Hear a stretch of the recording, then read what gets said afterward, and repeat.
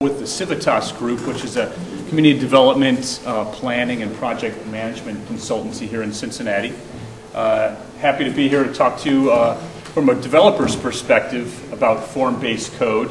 I've worked previously for both a nonprofit and a for-profit developer for about 6 years total, and before that been working in planning for about 17 years altogether.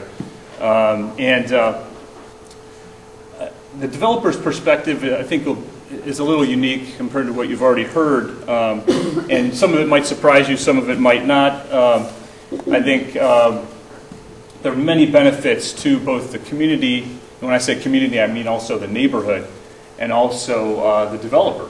Many times people think of those parties sometimes being at odds, or being in some way being in a tense relationship, and I've been there. I know how that is. Sometimes there is tension between the community and what they want for a particular parcel and what the developer thinks might make sense for profit or for recognition, etc. So just to begin, I just wanted to start first with the benefits to the neighborhood. And this is, again, form-based code, and I'll review a couple of pieces of that. I'm sure you guys know a lot about those components already, but we'll just talk through a few things. First, as you know, regulating development to achieve a specific urban form, a benefit to the community, they're based on time-tested forms of urbanism.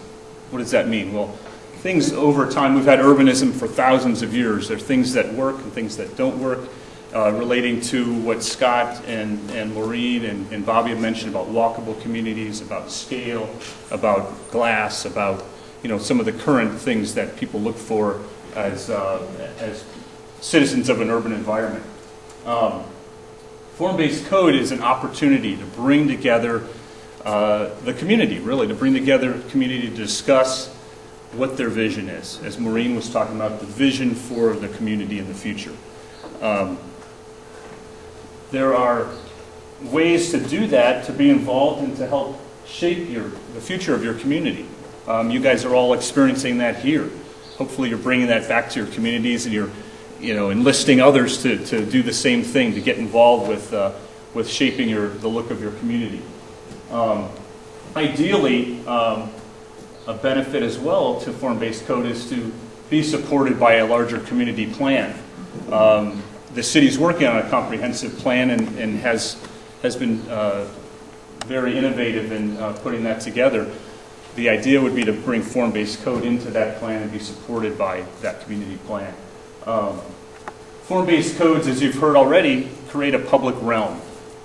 Public realm, what is that? It's what you experience when you're sort of in your daily life, running errands, taking kids to school, walking to the coffee shop, going to buy groceries, enjoying a public place or a park. And form-based code controls the character of development. You've heard that before. The character, the materials, the height, the size, how buildings address the street, how open space addresses the street, how the corners, as Bobby was talking about, how corners are integrated into a neighborhood and how they become gateways for development and for a neighborhood. From a developer's perspective, and a benefit to the communities as well, is form-based code, in my mind, really increases the likelihood of success of a development, because you're, as a developer, bringing in concepts and ideas from the community, from not only your supporters, but your neighbors and people that will hopefully talk about their community, attracting others to the community, whether they be people that are going to live there, people that are shopping there, people that are working there. As a developer as well, and as a community, form-based code, I think, increases the quality of development and also would attract more development to a community. All good things. It's and something that I wanted to mention at the bottom here is it tends to be a positive and inclusive approach rather than standard zoning, which seeks to keep things out, seeks to keep out things that aren't comparable or don't blend or don't work in someone's mind with the rest of the use of a neighborhood or a block. Form-based code is more of a positive relationship, more of a positive process, talking about what do we want, what do we desire, what's our vision, and not just what do we want to keep out, what is it that we're afraid of. And I think we all tend to, as developers and communities, think about those things more. What is it that we're afraid of, instead of, hey, what do we want? What do we desire for our community to look like? On the developer side, lots of benefits to form-based code. One is it's a positive, constructive relationship. I've worked on a lot of different development projects. Not all of them are positive and constructive. Sometimes they feel very tense. Sometimes you feel like you're never going to get there. Sometimes you feel like, why am I doing this? Why am I trying to incorporate something that don't have a great deal of support for? It begs the question. It can help to deliver a neighborhood vision, and that's all a good thing when it comes to including the vision, having a positive energy around a change in the neighborhood. And that's what we're talking about here. It's all about change. What is it that we need to do or can do in the neighborhood or in the community that brings about change and brings about sort of a freshness and a newness that people can understand and enjoy. Interesting thing about form-based code is that a lot of this work happens up front. So as a developer, a lot of that risk gets taken out when there's a vision up front, and you can either decide as a developer to buy into that vision, what that vision looks like, or go somewhere else where there's a different vision that you're more accustomed to or enjoy more or can make more money at, or whatever it is.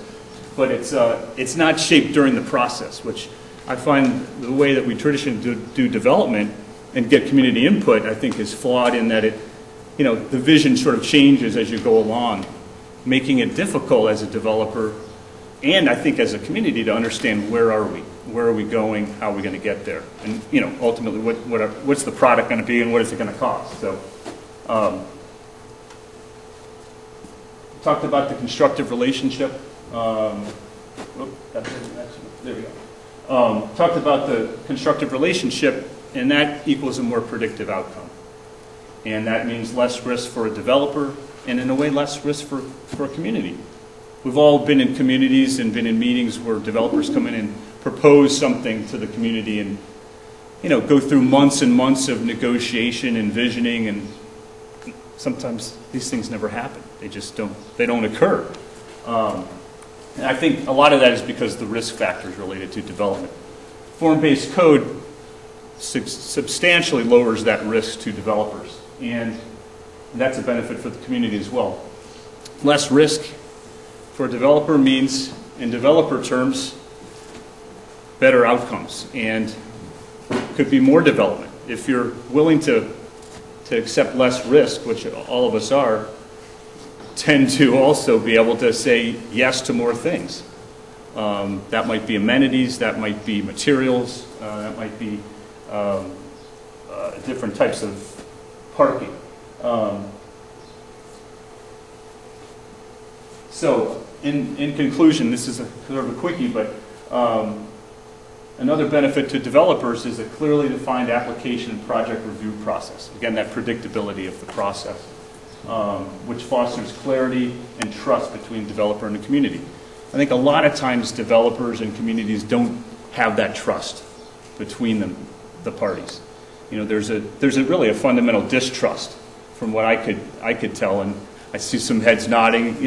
That's sort of, unfortunately, the nature of that game, and I think form-based code will go a long way in changing the way that relationship is established between a developer and a community. And I think that's great for the communities, great for developers, great for cities, and great for economic development as well.